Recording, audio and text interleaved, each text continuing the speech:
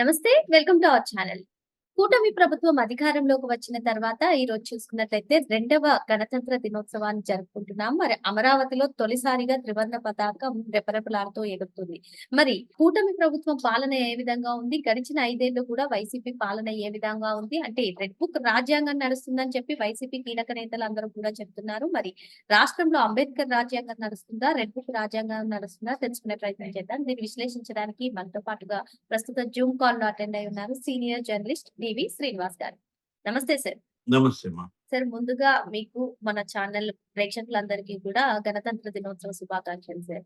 Sir, మరి ఈ రోజు చూసుకున్నట్లయితే కూటమి ప్రభుత్వం అధికారంలోకి వచ్చిన తర్వాత రెండవ గణతంత్ర దినోత్సవం అమరావతిలో కోలాహలంగా కూడా ఈ గణతంత్ర దినోత్సవ వేడుకలు జరిగాయి.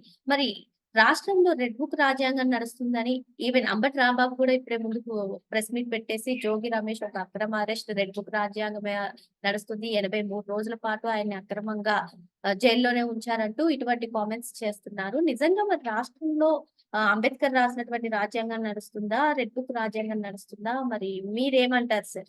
అంటే మీరు చెప్పినట్టుగానే అందరికీ రిపబ్లిక్ డే శుభాకాంక్షలు తెలియజేస్తూ, భారత రాజ్యాంగ నిర్మాతలు ఏంటి ఇవాళ సర్వసత్తాక సార్వభౌమాధికార రాజ్యంగా మన దేశం, మన రాష్ట్రం ప్రజలకి ప్రాథమిక హక్కులు, ఆదేశ సూత్రాలు మనం చూసాం. ఏంటి ఇవాళ చట్టబద్ధమైన పాలన ఎవరు కోరుకున్నా కూడా. గణతంత్ర దినం సందర్భంగా ఈ ప్రభుత్వం ఏర్పడి ఇప్పటికి ఇది రెండో రిపబ్లిక్ డే. మరి గవర్నర్ గారు జెండా ఎగరేశారు, ముఖ్యమంత్రి ఉప ముఖ్యమంత్రి పాల్గొన్నారు.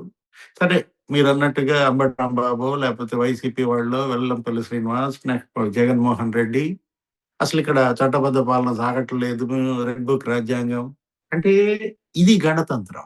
ఆ 5 ఏళ్లు జగన్ హయాంలో నడిచింది జగన్ తంత్రం. అవి జగన్తంత్ర దినోత్సవాలు, ఇవి గణతంత్ర దినోత్సవాలు. ఏంటి జనతంత్ర దినోత్సవాలు. తేడా అదే అన్నమాట రెండింటికి మధ్య. ఇప్పుడు ఈ 2 ఏళ్లలో, అదే ఈ ఏడాదిన్నరలో మరి జగన్మోహన్ రెడ్డి కూడా పొరుగు రాష్ట్రానికి వెళ్ళి ఈ రాష్ట్రానికి వస్తున్నాడు. ఇది వారం వారం ఎప్పుడు వెళ్తాడు? శుక్రవారం వెళ్తాడు, లేకపోతే మంగళవారం బుధవారం వస్తాడు. ఇక్కడ ఒక రోజు 2 రోజుల్లో ఉంటాడు. వచ్చేటప్పుడు ఎప్పుడైనా ఎక్కడన్నా రోడ్డుకి అడ్డంగా పడుకున్నాడా? ఈ రాష్ట్రంలోకి జగన్మోహన్ రెడ్డి రావటానికి వీలు లేదు అని చెప్పి సరిహద్దుల్లో ఆయన ఆపేశారా? మరి అప్పుడు ఒక ఆయన ఆపేశారు. ఆయన ఏం చేశాడు? నా రాష్ట్రానికి నేను రావడానికి నీ పర్మిషన్ ఏంటని రోడ్డుకి అడ్డంగా పడుకున్నాడు. ఎవరాయన? పవన్ కళ్యాణ్. ఇప్పుడు పవన్ కళ్యాణ్ అయినా, జగన్మోహన్ రెడ్డి అయినా, ఇప్పుడు లేకపోతే చంద్రబాబు అయినా, వీళ్ళు రాజకీయ పార్టీల అధ్యక్షులుగా మరి ప్రజా ప్రతినిధులుగా ఆ రాష్ట్రంలోకి రావటానికి అడ్డుకోవటం అంటే ఇప్పుడు ఎప్పుడన్నా జగన్మోహన్ రెడ్డిని కానీ, లేదు కొడాలి నాని అతను కూడా వస్తున్నాడు కదా హైదరాబాద్ నుంచి గుడివాడ కోర్టుకో ఏదో, లేకపోతే ఎప్పుడో ఒక సందర్భంగా ఆయన పడుకున్నాడా అడ్డంగా? లేదు. పోలీసులు ఇవాళ విధి నిర్వహణ ఏ విధంగా ఉంది, అప్పుడు ఏ విధంగా ఉంది? అదే కదా మీరు అనేది రెడ్ బుక్ రాజ్యాంగం అంటే, లేకపోతే రాజారెడ్డి రాజ్యాంగం అంటే అప్పటి పోలీసులు చేసిన ఆ దుష్కృత్యాలు, అరాచకాలు. ఇప్పుడు జైళ్లలో పడ్డారు, సస్పెండ్ అయ్యారు. ఎంతమంది ఐపీఎస్లమ్మా ఇవాళ సస్పెన్షన్ లో ఉన్నారు, లేదు అసలు విఆర్ లో ఉన్నారు. ఎందుకు ఆ పరిస్థితి వాళ్ళకి కల్పించాడు జగన్మోహన్ రెడ్డి? ఇప్పుడు డీజీ కావాల్సినాడు ఆయన ఎవరు? పిఎస్ఆర్ ఆంజనేయులు. జైలుకి ఎందుకు వెళ్ళాడు? కాదంబరి జత్వాని ఎవరు? ఆమెను కిడ్నాప్ చేసి తీసుకురావటం ఏంటి? ఎక్కడో కేసు ఎవరిపైనో పెడితే దానికి కౌంటర్ గా ఇక్కడ కేసు పెట్టించి ఆమెని, ఆమె తల్లిదండ్రుల్ని 43 రోజులు జైల్లో పెట్టారే. కనపడలేదా అంబటి రాంబాబుకి? అప్పుడు ఎందుకని జగన్మోహన్ రెడ్డికి చెప్పలేకపోయారు వీళ్ళు ఈ పనులు చేయొద్దు అని? పిఎస్ఆర్ ఆంజనేయులు వాళ్ళ సస్పెన్షన్ లో లేకపోతే జైలుకి వెళ్లే పరిస్థితి ఎందుకు వచ్చింది? సునీల్ కుమార్ అయినా, పిఎస్ఆర్ ఆంజనేయులు అయినా, లేకపోతే కాంతిరామ్ టాటా, విశాల్ గున్ని, ఎలాంటి ఆఫీసర్లమ్మా వీళ్ళు? రఘురామకృష్ణరాజుని చిత్రహింసలు పెడతారా? ఒక ఎంపీ, పార్లమెంట్ సభ్యుడు. ఇప్పుడు మరి 4 ఎంపీలు ఉన్నారు కదా వైసీపీకి, మరి చిత్రహింసలు ఎవరిని పెట్టారా ఈ 18 నెలల్లో? అవినాష్ రెడ్డినో, మిథున్ రెడ్డినో చిత్రహింసలు. మరి రఘురామకృష్ణరాజు లాగా మరి మిథున్ రెడ్డి బయటకు వచ్చాడు కదా బెయిల్ పైన, తిరుగుతున్నాడు కదా. ఏమన్నా అరికాళ్ళు ఏమన్నా వాసిపోయినాయా చెప్పు? ఇప్పుడు అతను అరెస్ట్ చేశారు ఏదో కేసులో, ఏది మద్యం కుంభకోణం కేసులో అరెస్ట్ చేయటం, పోలీసులు తీసుకెళ్ళటం, తీసుకురావటం, జైల్లో పెట్టడం. మిథున్ రెడ్డి ఏమన్నా ఇవాళ మిలిటరీ హాస్పిటల్లో చేరే పరిస్థితి వచ్చిందా? ఏ డాక్టర్ అయినా ఇవాళ తప్పుడు సర్టిఫికెట్లు ఇచ్చారా? ప్రభుత్వ ఆసుపత్రిలో మరి లాఠీ దెబ్బలు అరికాళ్ళ మీద స్పష్టంగా కనపడుతున్నా గాని కొట్టలేదు, సోరియాసిస్ అని చెప్పి ఏమైనా రిపోర్ట్‌లు ఏ గవర్నమెంట్ డాక్టర్ అయినా ఇచ్చారా? అప్పుడు? అప్పుడిచ్చారు గదా! అంటే ఏది చట్టబద్ధ పాలన, ఏది ఇవాళ చట్ట వ్యతిరేక పాలన డిసైడ్ చేయాల్సింది అంబటి రాంబాబో, లేకపోతే జోగి రమేషో, లేకపోతే జగన్మోహన్ రెడ్డో కాదు గదా! ప్రజలు డిసైడ్ చేయాలి. హ్మ్. స్వేచ్ఛగా ఇవాళ పోలీస్ స్టేషన్‌కి వెళ్ళగలుగుతున్నారు. వాళ్ళ యొక్క జరిగిన అన్యాయాన్ని చెప్పుకోగలుగుతున్నారు. రిజిస్టర్ చేస్తున్నారు. ఇప్పుడు అడపాదడపా ఎక్కడన్నా 1, 2 జరిగినియి అనుకోండి.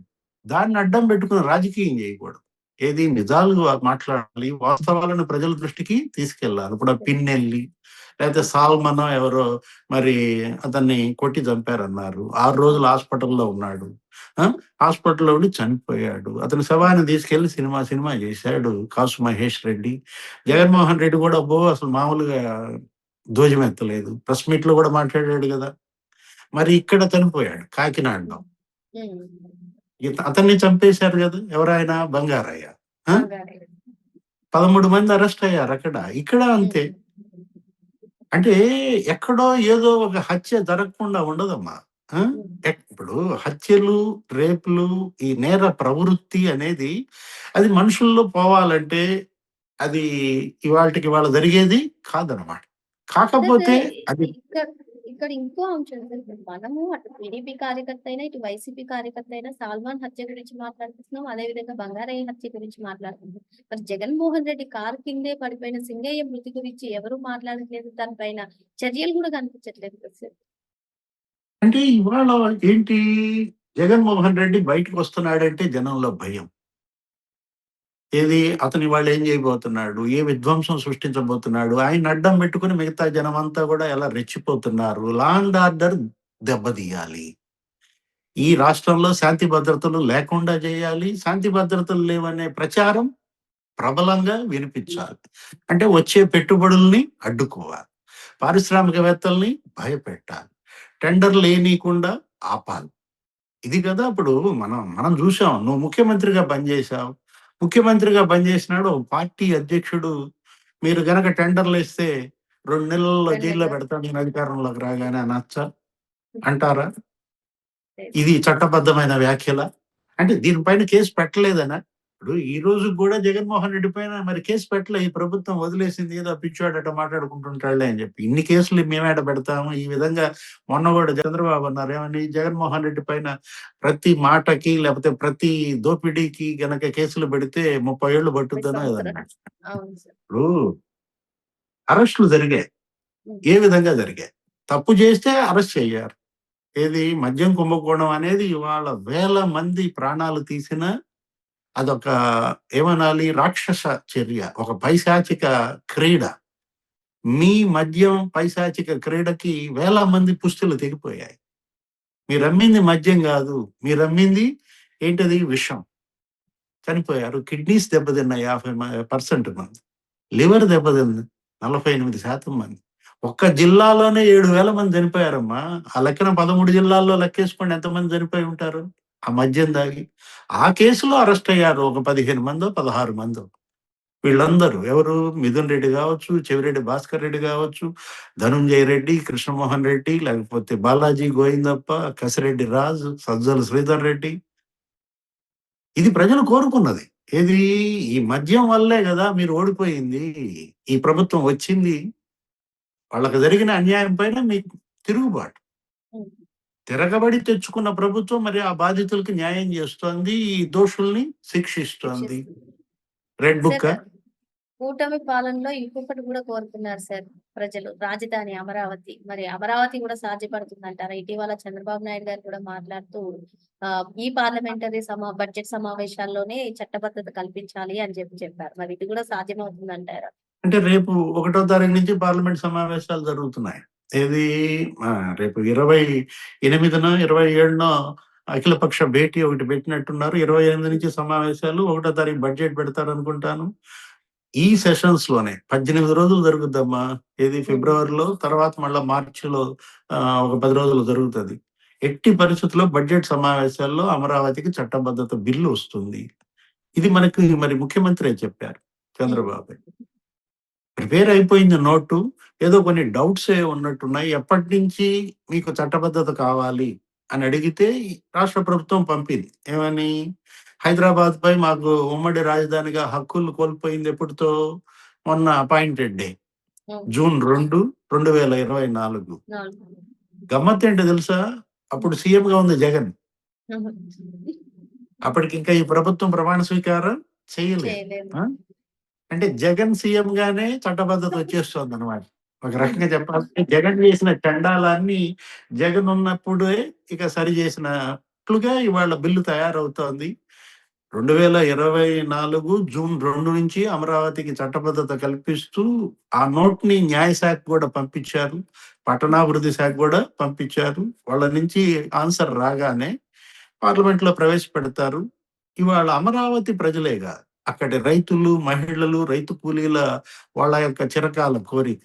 అదే గాదు. రాష్ట్ర వ్యాప్తంగా ప్రజలందరూ కోరుకుంటున్నారు. ఏంటి? అమరావతి ఆంధ్రప్రదేశ్ రాజధానిగా ఇవాళ మళ్ళా ఎవరు కదల్చకూడదు. హ్మ్. ఏది? ఇప్పుడు ఇలాంటాళ్ళు ఎవరు? జగన్మోహన్ రెడ్డి లాంటాళ్ళు పొరపాటునో, గ్రహపాటునో భవిష్యత్తులో ఎప్పుడో ఇది 2029 కాకపోవచ్చు. 34, 39 ఎప్పుడో ఒకప్పుడు వస్తారనుకో, గెలిచారనుకో, మళ్ళా ఇలాంటి తప్పుడు నిర్ణయం, తుగ్లక్ చర్యలు చేస్తారు. పాల్పడకూడదనేటట్టుగా ఇవాళ మరి అమరావతిని చక్కగా చట్టబద్ధత తెస్తున్నారు. ఎందుకంటే రాజధాని లేని రాష్ట్రంగా ఎగతాళికి గురైంది. వాళ్ళ ప్రతి చోట పొరుగు రాష్ట్రాలకు మనం చదువుకోవటానికెళ్తే, నా బిడ్డ మరి ఏం చెప్పాలో అర్థం కాలేదు. మీ రాష్ట్ర రాజధాని ఏది అని అడిగారని హైకోర్ట్ జడ్జి వాపోయారమ్మా. ఆ! ఏంటి? హ్మ్. ఆ పాప హైకోర్ట్ జడ్జి కూతురేంటి? వేరే రాష్ట్రంలో పరీక్షలు రాయటానికెళితే, మీ రాష్ట్ర రాజధాని ఏంటంటే ఏమని చెప్పాలి? విశాఖపట్నం అని చెప్పాలా? కర్నూలు అని చెప్పాలా? అమరావతి అని చెప్పాలా? ఇది నేనన్న మాటగా. ఇది హైకోర్ట్ జడ్జి మరి అన్నారు ఆ మాట. అలాంటి దుస్థితి ఆంధ్రప్రదేశ్‌కి కల్పించకూడదు. మనం జూసాం. ఇవాళ మరి 63,000 కోట్లతో అక్కడ పనులు జరుగుతున్నాయి శరవేగంగా. ఆ! కాజా విశాఖ పశ్చిమ బైపాస్ గూడా కంప్లీట్ అయిపోయింది. బ్రహ్మాండంగా రాకపోకలు జరుగుతున్నాయి. సీడ్ యాక్సిస్ రోడ్ కంప్లీట్ అయిపోయింది. మొత్తం ఐఏఎస్‌ల క్వార్టర్స్, మంత్రుల క్వార్టర్స్, ఆ! ఎమ్మెల్యేల క్వార్టర్స్ అన్నీ గూడా సిద్ధమైపోయాయి. అదే గాదు మరి ఐకానిక్ టవర్స్ నిర్మాణం శరవేగంగా జరుగుతోంది. ఏంటి? అసలు మామూలుగా గాదు. అదేదో ఎక్స్‌ప్రెస్ హైవే. ఆ! Anantapuram, Amaravati greenfield express highway జూసావు గదా! అసలు రికార్డు గిన్నెస్ రికార్డులనమాట. రికార్డర్. హ్మ్. ఆ!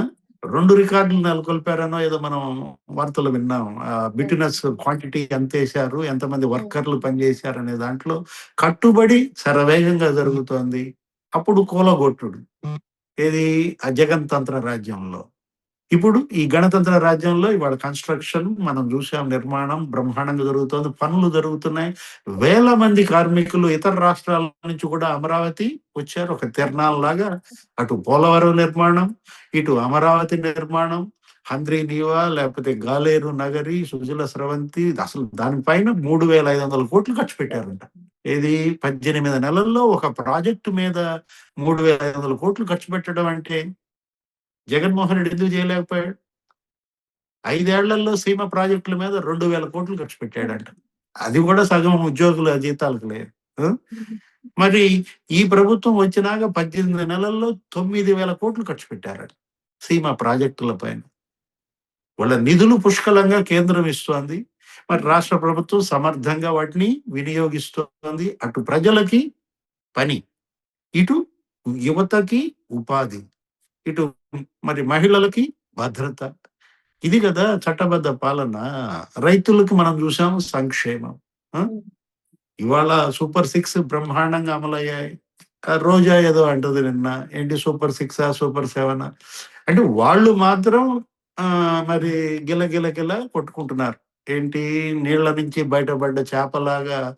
అధికారం కోల్పోయిన వైసీపీ వాళ్ళు మామూలుగా కొట్టుకోవటంలా గిలగిల కొట్టుకుంటున్నారు. వాళ్ళెంత గిలగిల కొట్టుకుంటుంటే రాష్ట్రం అంత గలగల అభివృద్ధి చెందుతుందా? చెందుతుంది.